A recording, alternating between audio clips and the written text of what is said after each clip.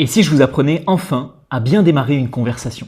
Et si je vous apprenais enfin à ouvrir avec légèreté, en faisant un léger small talk, vous avez apprécié mes vidéos sur le sujet, vous voulez apprendre à démarrer une conversation, vous ne savez pas quoi dire, vous voulez aborder cette fille, vous voulez aborder ce professionnel dans le cadre de votre activité, du lancement de votre entreprise, dans le cadre d'un développement commercial, vous voulez faire plus de rencontres, rencontrer des personnes, connecter avec ces dernières, pour utiliser un mot à la mode, mais vous ne savez pas comment faire. À la fin de cette vidéo, ce sera terminé. À la fin de cette vidéo, vous aurez les clés et les outils, parce que je vais vous donner 8 méthodes différentes quand même, pour réussir à ouvrir une conversation, quel que soit le contexte, quelle que soit la personne que vous ayez en face de vous et quelles que soient vos intentions, si elles sont nobles, bien sûr.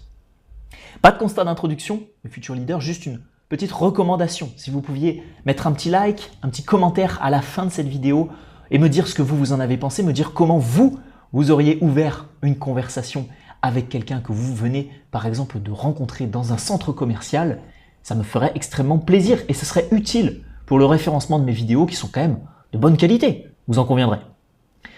Alors on part ensemble sur la première stratégie. Pour moi, la méthode la plus simple pour ouvrir une conversation, c'est de commenter le contexte. Où est-ce que vous vous situez avec cette personne-là et de réussir à comprendre comment utiliser et exploiter le contexte. Avant d'en arriver à ce genre de situation, je vous invite à le faire dans votre quotidien. D'essayer de contextualiser dans les lieux où vous allez, dans les lieux où vous pouvez rencontrer des personnes et de vous imaginer des scénarios de contextualisation. Admettons par exemple que vous soyez un fervent adepte de la salle de sport. Comment accrocher une personne, homme ou femme, dans une salle de sport?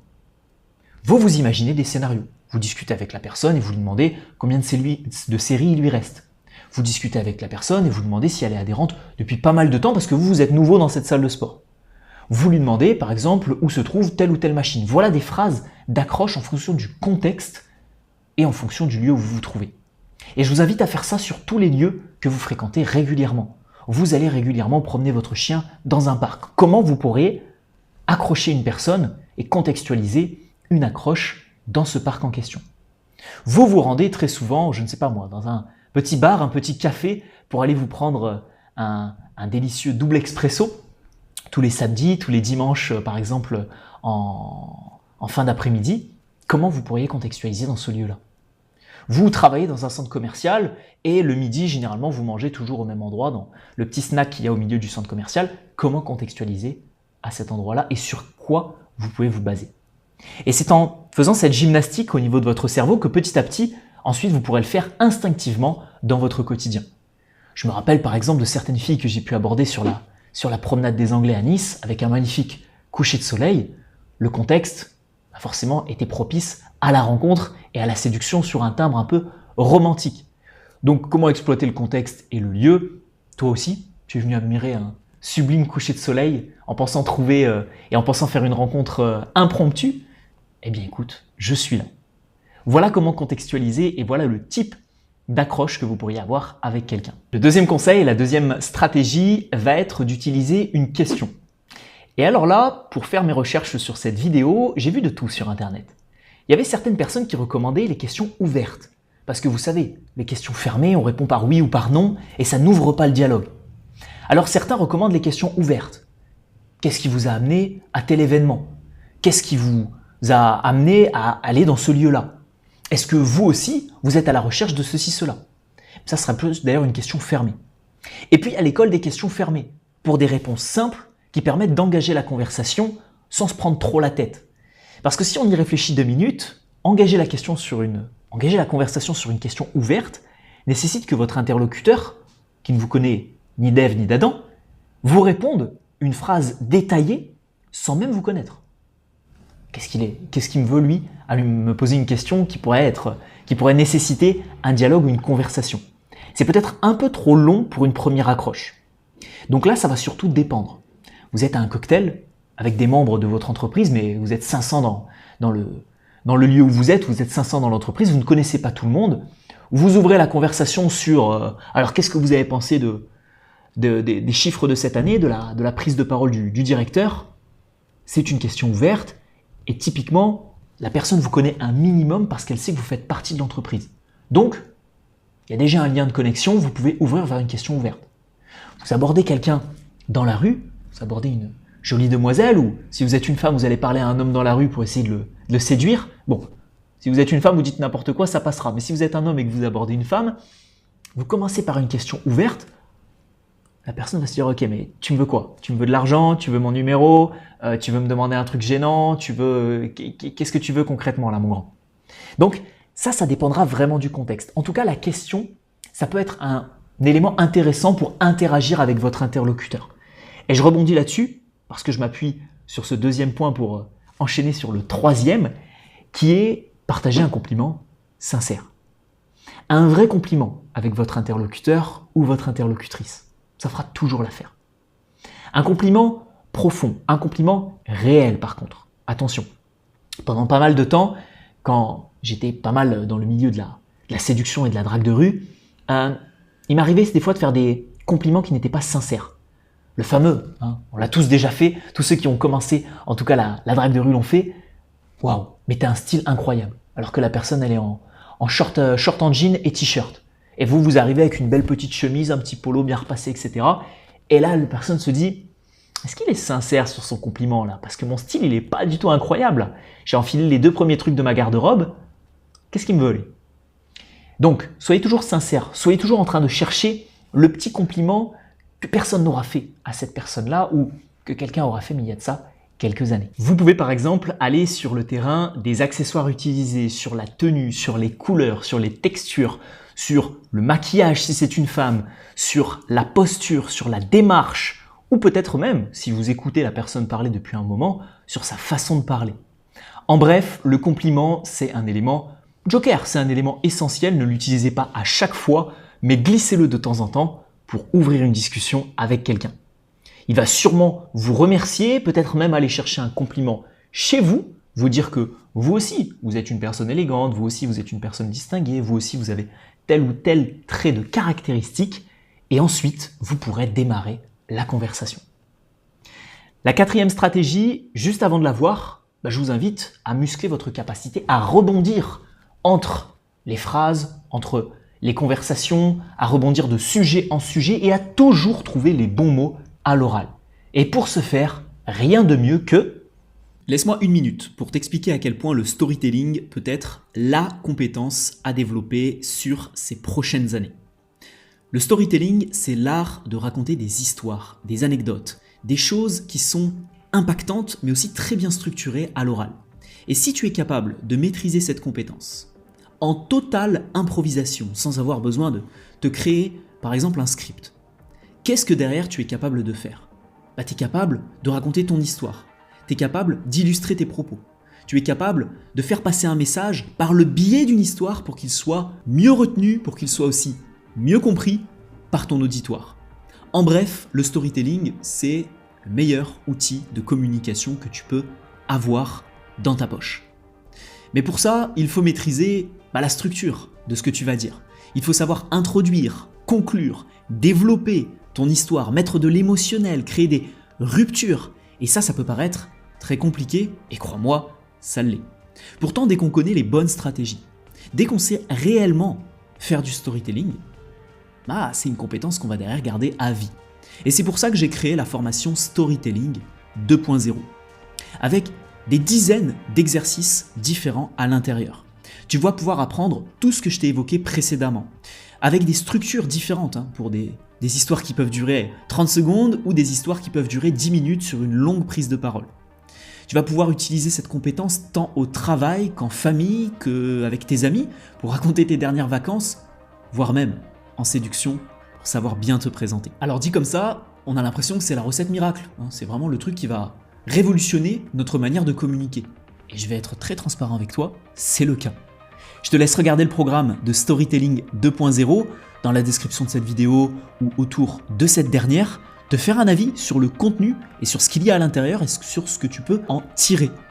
Et crois-moi, si tu arrives à franchir le pas, à commander cette formation et à développer cette compétence, d'ici quelques semaines, d'ici quelques mois, tu me feras une vidéo de remerciement avec un très bon storytelling à l'intérieur. Si tu es partant pour ce challenge, clique rapidement sur Storytelling 2.0 et commande la formation. La quatrième stratégie, cette fois-ci, ce sera d'aller demander de l'aide à quelqu'un, de demander un conseil, de demander une astuce ou de demander quelque chose à la personne en question. Comme les recommandations. Si par exemple vous êtes nouveau, je me souviens par exemple d'une... alors c'est pas vraiment une ouverture, mais on pourrait appeler ça comme ça, j'étais en train de me garer à Menton, juste dans le sud. J'habitais pas encore sur Nice à l'époque, c'était il y a de ça quelques années, c'était avant ou après le Covid je crois. Et je me souviens de m'être garé dans une ruelle comme ça, sur les hauteurs de Menton, juste avant d'entrer vraiment dans le vieux Menton, le quartier vraiment là où vous pouvez pas vous garer. J'avais garé ma voiture et j'avais interagi avec deux petites vieilles qui étaient du coin et je leur avais demandé si c'était payant ou pas de se garer ici. Ils m'avaient dit non, c'est pas payant, c'est gratuit. C'est un des seuls lieux gratuits dans la ville. Par contre, faites attention. L'été, il y a pas mal de personnes qui passent avec des clés et qui rayent les voitures dans cette rue-là. Donc au moins vous avez l'info, si vous voulez vous garer, vous vous garez, mais sinon, nous on éviterait si on était vous de se garer là. Et en ayant ouvert la conversation avec ces deux personnes âgées, certes, j'ai eu la réponse à ma question, mais ça m'a permis en plus d'aller me garer ailleurs et de comprendre que cette rue-là, il valait mieux l'éviter. Donc, demandez les conseils, demandez des astuces, ça vous permettra de connecter avec les personnes, d'apprendre à ouvrir des conversations, de devenir plus sociable. C'est d'ailleurs un des challenges que je recommande dans mon module Aisance illimitée pour réussir à s'ouvrir aux autres beaucoup plus. Les personnes qui sont dans les magasins, tous les vendeurs, les commerciaux, les conseillers sont là pour vous aider. Donc, posez-leur également des questions, même si vous êtes mal à l'aise avec ça. Dites-leur que vous allez ensuite gérer ça de votre côté, mais posez-leur une ou deux questions, ça vous permettra d'avoir des points d'accroche et des connexions sociales. La cinquième astuce pour démarrer une conversation, ça va être d'évoquer l'actualité. Alors là, je sais que je ne vais pas forcément me faire que des amis. Évoquer l'actualité, pas forcément l'actualité brûlante, pas ouvrir dans la politique, pas ouvrir dans les agressions, les décès, qui sont monnaie courante aujourd'hui, surtout en France, surtout si vous habitez en France, mais vous pouvez très bien ouvrir sur l'actualité météorologique, sur l'actualité peut-être plus locale de votre ville, de votre région, du village où vous habitez, avec la personne avec qui vous voulez discuter. Ce sera un bon point d'accroche si la personne elle est du coin, si la personne elle connaît 2-3 actualités locales, ce sera un bon point d'accroche. C'est notamment d'ailleurs ce qu'on fait souvent dans les halls d'immeubles, dans les ascenseurs, quand on est avec ses voisins de palier ou ses voisins d'immeubles. On accroche souvent sur la météo, on fait un peu de small talk sur l'actualité, etc. Et puis ensuite, on va chacun chez soi.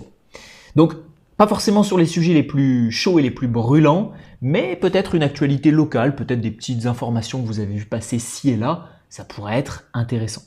Je ne vais pas appuyer trop ce point-là. C'est un point que je voulais vous donner, c'est un point qui peut être intéressant, mais ce n'est pas un point que, honnêtement, je pousserai outre mesure. Sixième point, cette fois-ci, beaucoup plus intéressant, l'humour léger. Alors, l'humour léger, c'est une petite remarque drôle que vous pouvez faire. Ça, pour vous entraîner dans le cadre de la séduction, c'est hyper intéressant. Dans le cadre professionnel, ça peut être intéressant, même si, attention, l'humour léger au travail, il faut mieux connaître les personnes avant de glisser sur ce terrain-là. Si vous faites de l'humour, essayez un minimum par contre, quel que soit l'humour que vous utilisez. J'ai déjà fait pas mal de vidéos sur l'humour pour réussir à être un petit peu plus drôle. Il y a beaucoup de styles d'humour différents. Pour vous donner encore une fois une anecdote, je crois que je l'ai déjà raconté. Il y a une fille que j'avais abordée à la gare d'Annecy, enfin proche de la gare d'Annecy, et qui avait des chaussettes, j'avais jamais vu ça. On avait l'impression qu'elle les avait tricotées elle-même avec plein de motifs dessus. Elle avait une tenue somme toute classique, le pantalon était légèrement remonté et on voyait ses chaussettes apparaître. Je l'ai abordé et je lui ai dit « Ça, c'est fait maison, les chaussettes là, tu les as tricotées toi-même ?» Et je l'ai abordé avec humour là-dessus. Ça a bien fonctionné parce que derrière on voyait que c'était beaucoup trop gros, j'avais un sourire en coin, etc. Donc forcément, elle a senti le degré d'humour. Si la personne avait été peut-être un peu plus fermée, dans un état d'esprit peut-être un peu plus, je dirais, intimidé ou peut-être dans un état d'esprit un peu moins ouvert, ça aurait pu ne pas passer. Et derrière, il faut absolument rebondir sur le fait que, bien entendu, c'est de l'humour. Je ne savais pas comment t'aborder, je ne savais pas. Ça fait 2 minutes que je marche derrière toi, je me suis dit, bon allez, je l'aborde sur quoi? Sur sa démarche, je vais lui dire qu'elle est jolie comme tout le monde. Non, allez, j'accroche sur les chaussettes. Bon, je sais, c'est original, j'aurais pu mieux faire. mais c'est ce que j'ai tenté. Qu'est-ce que t'en penses? Voilà. Vous accrochez comme ça. Si l'humour ne passe pas, synchronisez au niveau du verbal, au niveau du non-verbal, du sourire, etc. Si vous avez une tête un petit peu trop fermée et que la personne est également fermée, rebondissez pour éviter de bider sur le fait que c'est bien de l'humour et que vous n'avez pas trouvé mieux. Qu'est-ce qu'elle en pense? Et si ça fonctionne toujours pas, bon, c'est que vous avez sûrement affaire à quelqu'un qui est beaucoup trop fermé. Donc là, de toute façon, l'humour n'aurait pas fonctionné. Vous laissez la personne partir. Et sinon, normalement, vous devriez retomber sur vos pattes. Après, l'humour, ça c'est en fonction de votre personnalité, c'est en fonction de l'humour que vous aimez utiliser. Mais en tout cas, l'humour, le petit compliment glissé, ça pourra toujours faire sensation pour démarrer une conversation. Et puis en plus, émotionnellement, c'est un peu plus fort que de démarrer sur un compliment, que de démarrer sur l'actu, que de démarrer sur le contexte. Parce que ça montrera que vous êtes capable d'oser aller sur l'humour, d'aller piquer la personne sur quelque chose, etc. Et derrière, ça peut vous faire gagner beaucoup de points, ça peut créer une anecdote remarquable et forcément, vous pouvez être amené à revoir cette personne-là. Donc l'humour, c'est à double tranchant, mais je vous invite, si vous êtes joueur, à l'utiliser. 7e stratégie, l'observation personnelle. Alors cette 7e stratégie, je vous invite à la coupler aux autres méthodes, peut-être pour enchaîner un peu la conversation. Parce que c'est pas quelque chose que vous allez pouvoir arriver face à quelqu'un de but en blanc et lui raconter votre propre vie et vos propres expériences. Mais si on reprend les deux contextes précédents, séduction et professionnel. En séduction, vous pourrez très bien arriver vers une fille et lui dire « Excuse-moi, mais là, franchement, tu es la copie conforme de la personne que j'ai vue ce matin, par exemple, dans un centre commercial. J'ai l'impression que c'était toi. Est-ce que tu étais ce matin dans tel centre commercial? Ou tu es la copie conforme de la personne qui me coupe les cheveux. Bon, moi, il n'y a plus de souci à ce niveau-là. Enfin, j'ai jamais eu de souci à ce niveau-là parce que quand ils étaient longs, j'avais pas de souci non plus. Mais voilà. Ou alors, j'ai l'impression de t'avoir déjà croisé ce matin quand je suis allé en ville et j'ai l'impression d'avoir vu la même personne. T'étais où ce matin? Et donc, quand vous contextualisez comme ça, vous racontez une petite anecdote personnelle, ça ouvre la conversation et ça vous permet de démarrer ça. Maintenant, encore une fois, une observation personnelle, ce sera plus pour enchaîner la conversation. Pour le côté pro, vous êtes par exemple en train de discuter avec des personnes de l'entreprise que vous ne connaissez pas et là vous leur dites moi j'ai remarqué honnêtement qu'on devrait tous prendre exemple sur Nathalie de la compta. Parce que Nathalie, elle a toujours un état d'esprit, je ne sais pas si vous la connaissez, Nathalie, alors on va lui donner un nom de famille, Nathalie, nom de famille très français, Nathalie Durand. Nathalie Durand, du service comptabilité, elle a toujours la banane, elle a toujours un état d'esprit de conquérante, elle a toujours un état d'esprit confiante, elle a toujours un état d'esprit joyeux, et honnêtement, dans l'entreprise, ça fait du bien. Je ne sais pas si vous la connaissez. Ouais, vous la connaissez? Ah bah, ça fait 20 ans que vous travaillez avec elle? Eh ben écoutez, super. Moi, honnêtement, j'ai remarqué ça aujourd'hui. Ça fait 6 mois que je suis dans la boîte et j'ai remarqué ça. Et là, vous contextualisez comme ça. Donc, à travers les deux scénarios, vous avez quand même la possibilité de le faire. Maintenant, de but en blanc, ça va être compliqué de rentrer directement sur ce 7e point. Donc, utilisez peut-être une astuce précédente et enchaînez la conversation avec l'observation personnelle. Et la 8e stratégie, pour démarrer une conversation de manière fluide et démarrer de manière élégante une conversation, je dirais, c'est de demander cette fois-ci une recommandation.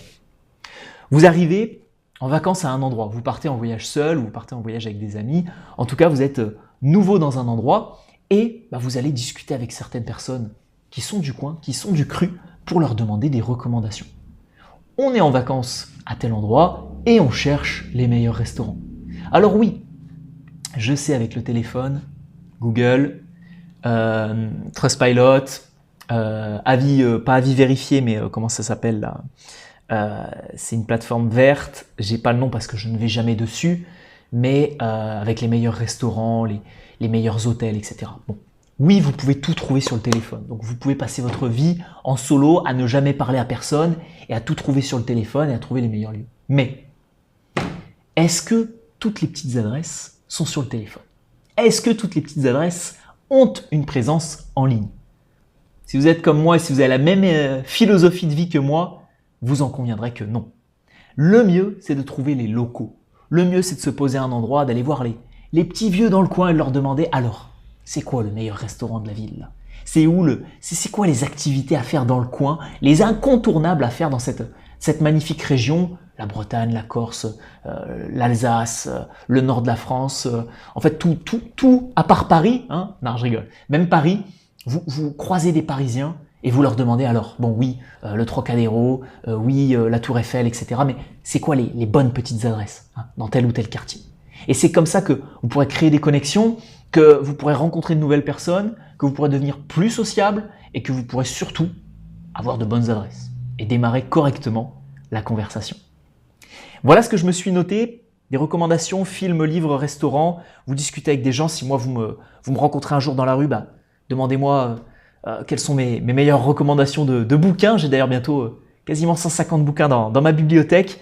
Donc forcément, c'est ce qui vous permettra de démarrer correctement une conversation. Si vous voulez aller plus loin sur le sujet de la communication, si vous voulez en apprendre encore plus, pas seulement pour démarrer une conversation, mais pour cette fois-ci réussir à la continuer, à être à l'aise, parce qu'on n'en a même pas parlé, mais l'aisance sociale sera un pilier fondamental dans votre manière d'approcher quelqu'un. Là, on a parlé purement de communication, mais si vous êtes stressé, si vous avez peur de discuter avec quelqu'un, si vous arrivez que vous êtes un peu tremblant, forcément, hein, quelles que soient les stratégies que vous évoquez, ça ne fonctionnera pas. Donc si vous voulez muscler tout ça, je vous invite fortement à suivre la formation gratuite qui s'affichera à droite ou à gauche, dans le bleu ou dans le rouge. Et c'est une formation dans laquelle vous retrouverez une vidéo avec 5 étapes essentielles pour devenir plus charismatique sur cette année 2024, ou si vous suivez cette vidéo en 2025 ou en 2026, peu importe.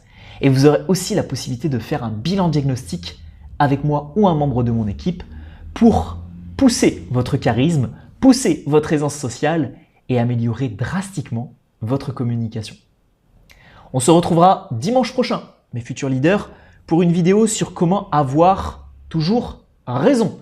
Le résumé du livre de Schopenhauer en 9-10 points essentiels. Je peux vous garantir que les résumés de livres marchent fort sur cette chaîne YouTube et ce sera l'occasion de refaire partir cette petite série que j'ai un petit peu mis de côté sur cette année 2024.